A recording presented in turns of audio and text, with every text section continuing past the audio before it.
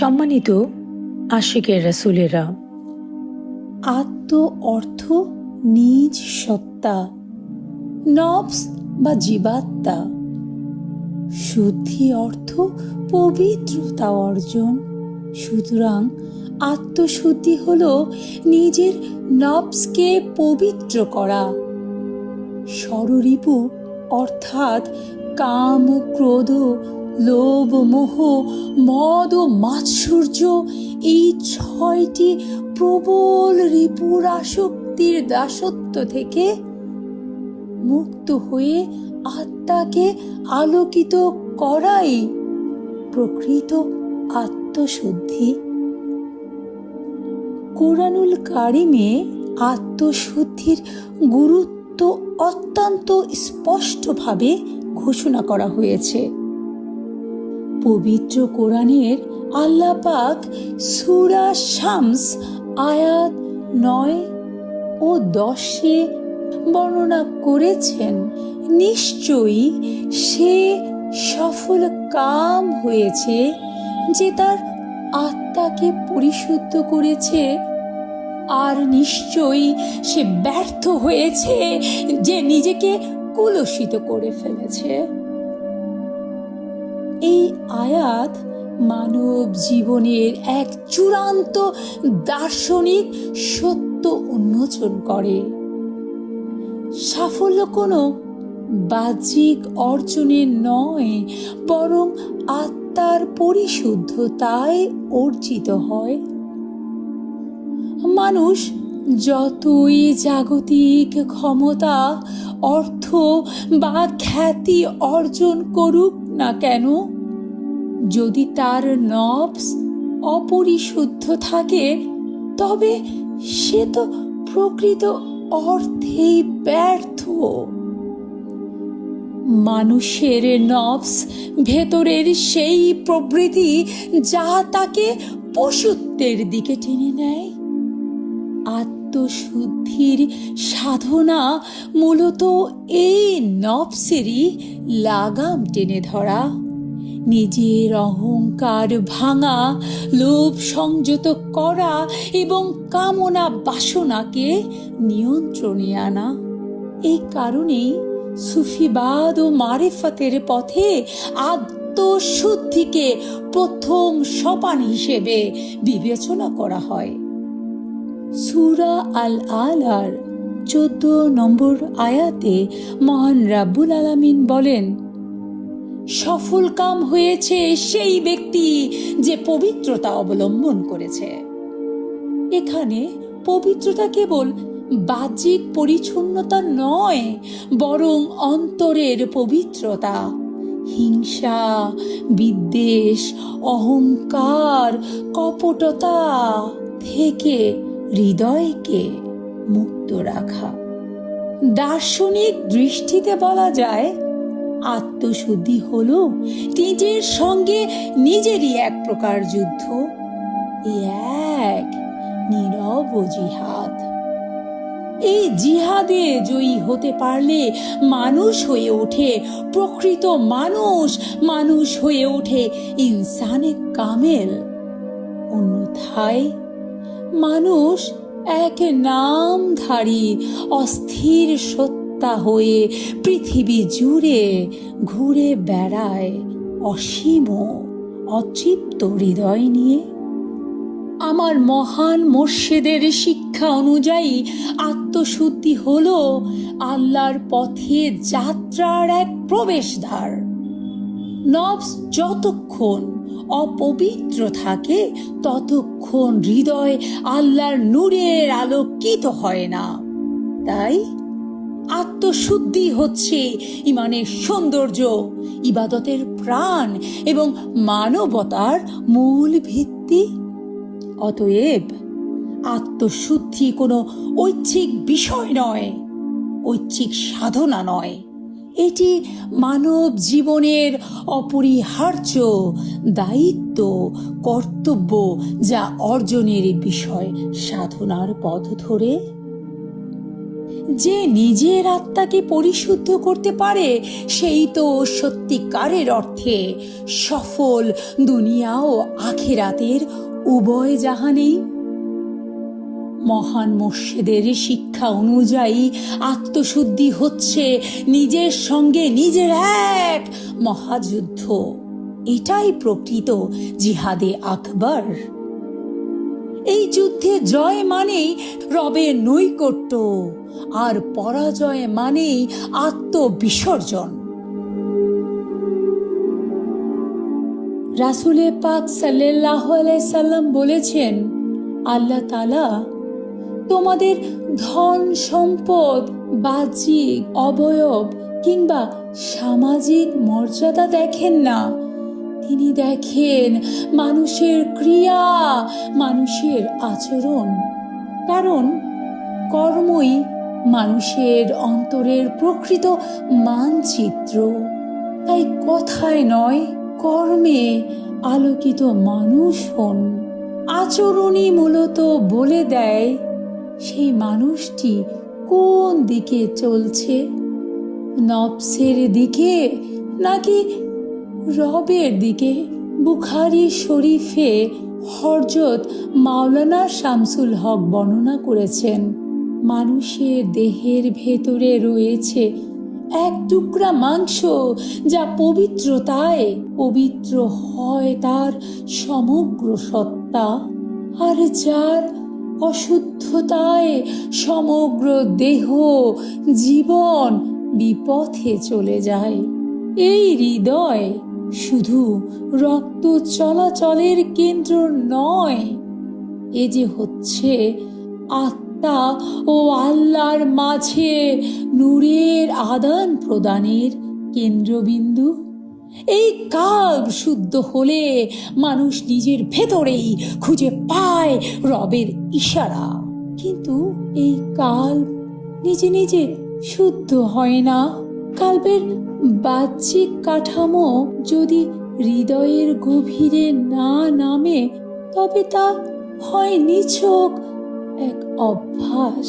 হৃদয়কে পবিত্র করতে হয় সূক্ষ্মাতি সূক্ষ্ম জগতের শক্তি দিয়ে, যেই শক্তি দৃশ্যমান নয়, কিন্তু যার প্রভাব জীবন্ত ও চিরস্থায়ী।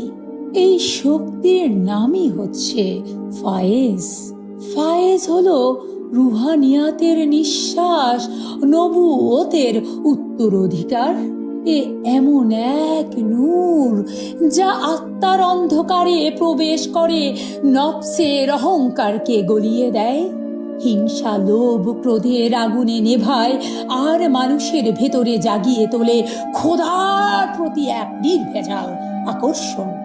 এই ফায়েজ বই পড়ে পাওয়া যায় না, তর্কে অর্জিত হয় না, বা কেবল শব্দে বন্দি থাকে না। এই ফায়েজ অর্জিত হয় এক জীবন্ত হৃদয়ের সান্নিধ্যে, ওলি আল্লাহর সংস্পর্শে, তার হুকুম মতে চলে, আল্লাহর ইশারা বুঝে, গোলামির দ্বারা, রিয়াজতের দ্বারা, সাধনার দ্বারা নিজের পঞ্চ ইন্দ্রিয়কে আল্লাহর ইশারায় পরিচালিত করার দ্বারা। যিনি প্রতিনিয়ত মোর্শেদের মাধ্যমে রাসূল হয়ে আল্লাহর কাছ থেকে ফায়েজ লাভ করেন, তিনি তো মূলত আলোকিত মানব। তার কাল্প তো আয়নার মতো স্বচ্ছ, যার ভেতরে দিয়ে নবীজির নূর প্রজন্ম হতে প্রজন্মে প্রবাহিত হয় মানব হৃদয়ে। ওলিয়ে কামেলের কাছে এসে মুরিদের আত্মা ধীরে ধীরে নিজের ভেতরের ভাব নামিয়ে রাখে। নফসের দাবি ক্ষীণ ক্ষীণ ক্ষীণ হতে থাকে, এক সময় মিলিয়ে যায়, তার ঈমান দৃঢ় হয়, আর ইবাদত হয়ে যায় তার প্রতিটি স্বাভাবিক শ্বাস প্রশ্বাসে। তখন তার আত্মায় শুধু নামাজ থাকে না, তা হয়ে যায় পরম সত্তার সাথে স্বয়ং সাক্ষাৎ। তখন জিকির কেবল উচ্চারণ নয়, তা হয়ে যায় অস্তিত্বের স্পন্দন।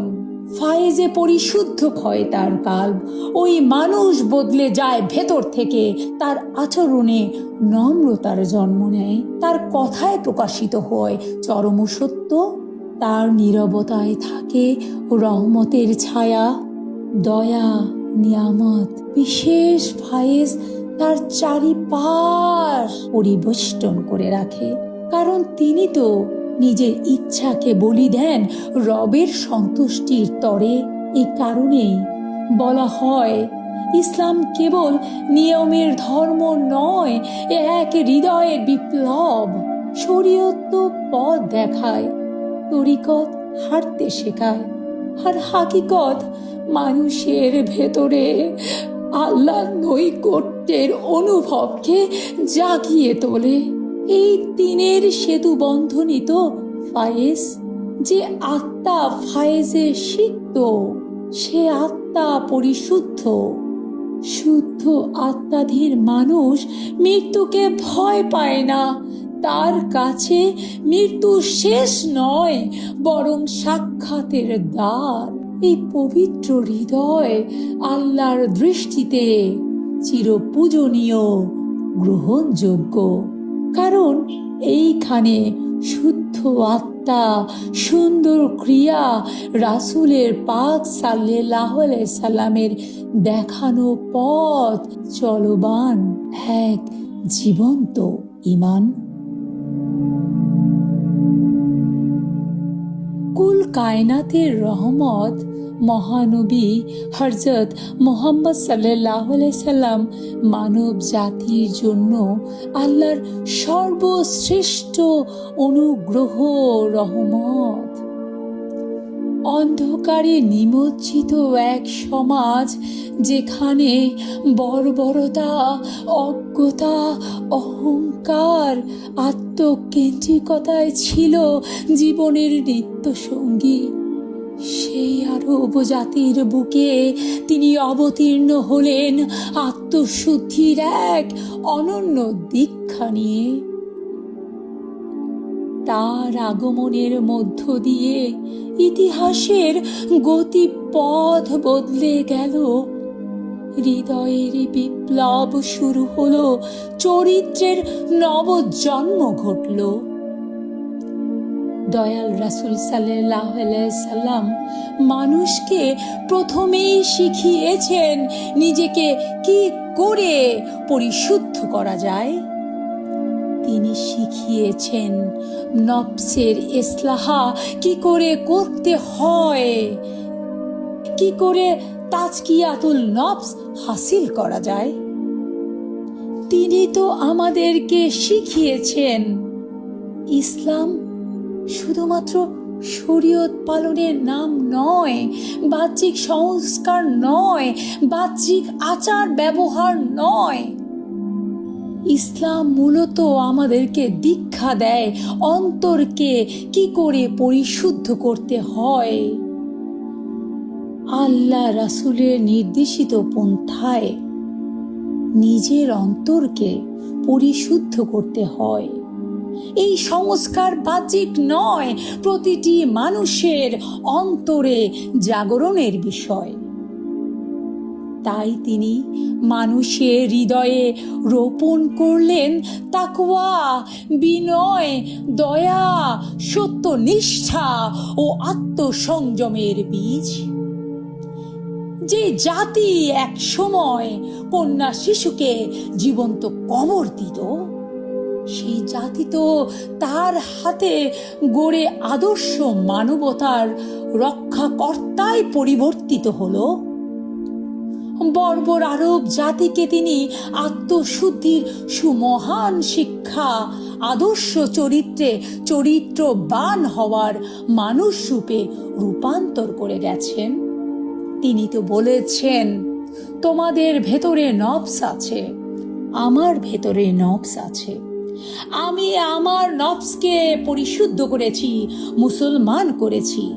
তোমরাও তোমাদের নফসকে পরিশুদ্ধ করে নাও, তোমরাও তোমাদের নফসকে মুসলমান করে নাও। মুসলমান নামের আগে লেখার বিষয় নয়, মুসলমান হচ্ছে শান্তির চরিত্র অর্জন করার বিষয়। ইসলাম অর্থ শান্তি।